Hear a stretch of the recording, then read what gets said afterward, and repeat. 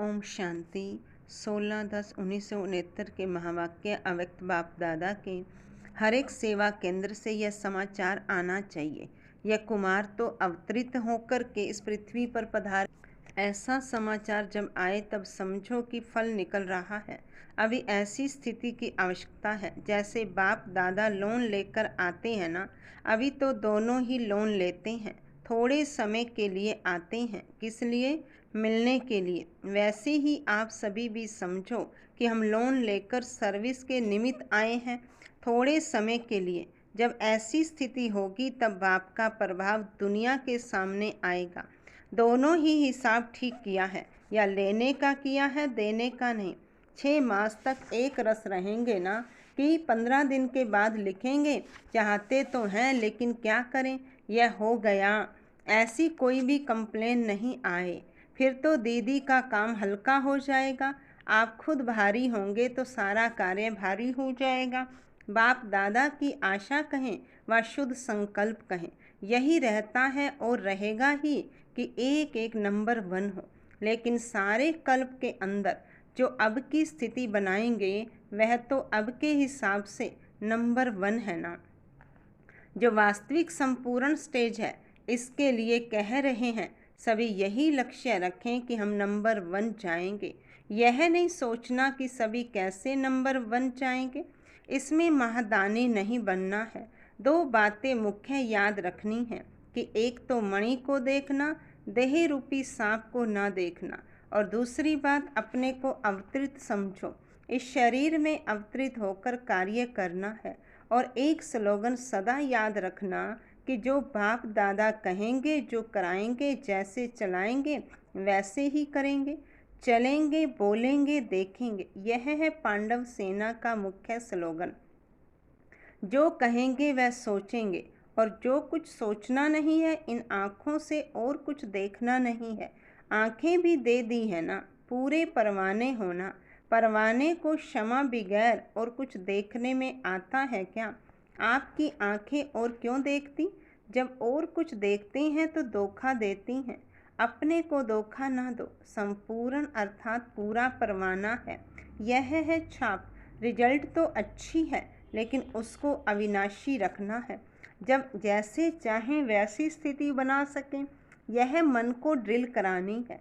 यह जरूर प्रैक्टिस करो। 1 सेकंड में आवाज़ में, 1 सेकंड में फिर आवाज़ से परे, 1 सेकंड में सर्विस के संकल्प में आए, और 1 सेकंड में संकल्प से परे स्वरूप में स्थित हो जाए। इस ड्रिल की बहुत आवश्यकता है।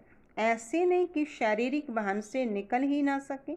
1 सेकंड में कार्य प्रति शारीरिक भान में आए, फिर 1 सेकंड में अशरीरी हो जाए। जिसकी यह ड्रिल पक्की होगी वह सभी परिस्थितियों का सामना कर सकते हैं। जैसे शारीरिक ड्रिल सुबह को कराई जाती है, वैसे यह अव्यक्त ड्रिल भी अमृत वेले विशेष रूप से करनी है। करना तो सारा दिन है, लेकिन विशेष प्रैक्टिस करने का समय अमृत वेले है। जब देखो बुद्धि बहुत बिजी है तो उसी समय यह प्रैक्टिस करो। परिस्थिति में होते हुए भी हम अपनी बुद्धि को न्यारा कर सकते हैं, लेकिन न्यारे तब हो सकेंगे जब वो जो भी कार्य करते हो वह न्यारी अवस्था में होकर करेंगे। अगर उस कार्य में अटैचमेंट होगी तो फिर 1 सेकंड में डिटैच नहीं होंगे। इसलिए यह प्रैक्टिस करो कैसी भी परिस्थिति हो, क्योंकि फाइनल पेपर अनेक प्रकार के भयानक और ना चाहते हुए भी अपने तरफ आकर्षित करने वाली परिस्थितियों के बीच होंगे। उनकी भेंट में जो आजकल की परिस्थितियां हैं वह कुछ नहीं है। जो अंतिम परिस्थितियां आने वाली हैं, उन परिस्थितियों के बीच पेपर होना है। इसकी तैयारी पहले से ही करनी है। इसलिए जब अपने को देखो कि बहुत बिजी हूँ, बुद्धि बहुत स्थूल कार्य में बिजी है, चारों ओर सर्कमस्टांसेस अपनी तरफ खींचने वाले हैं, तो ऐसे समय पर यह अभ्यास करो। तब मालूम पड़ेगा कहाँ तक हम ड्रिल कर सकते हैं। यह भी बात बहुत आवश्यक है। इसी ड्रिल में रहते रहेंगे तो सफलता को पाएंगे। एक एक सब्जेक्ट की नंबर होती है।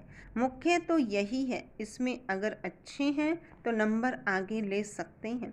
अगर इस सब्जेक्ट में नंबर कम है तो फाइनल नंबर आगे नहीं आ सकते। इसलिए सुनाया था कि ज्ञानी तू आत्मा के साथ में स्नेही भी बनना है। जो स्नेही होता है वह स्नेह पाता है। जिससे ज़्यादा स्नेह होता है तो कहते हैं यह तो शुद्ध बुद्ध ही भूल जाते हैं। शुद्ध बुद्ध का अर्थ ही है अपने स्वरूप की जो स्मृति रहती है वह भी भूल जाते हैं। बुद्धि की लगन भी उसके सिवाय कहाँ नहीं हो। ऐसे जो रहने वाले होते उनको कहा जाता है स्नेह। इस ग्रुप का विशेष गुण यही है कि सभी बातों को सीखने और धारण करने और आगे के लिए भी अपने को उसमें चलाने के लिए चात्रक हैं। चात्रक बने हो लेकिन साथ में चरित्रवान भी बनना है। चात्रक है यह इस ग्रुप की विशेषता है, लेकिन चात्रक का कार्य होता है उसके प्यासे रहना। तब फिर छात्रों के साथ में पात्र भी कहेंगे। अभी छात्रक तो हैं, फिर रिजल्ट आने बाद 2 टाइटल मिलेंगे। अभी छात्रक हैं, फिर विजयमाला के नज़दीक आने के पात्र भी होंगे। जो स्लोगन सुनाया और जो बट्ठी की छाप सुनाई उनको कायम रखेंगे तो दोनों ही गुण आ जाएंगे। अच्छा, ओम शांति, ओम शांति।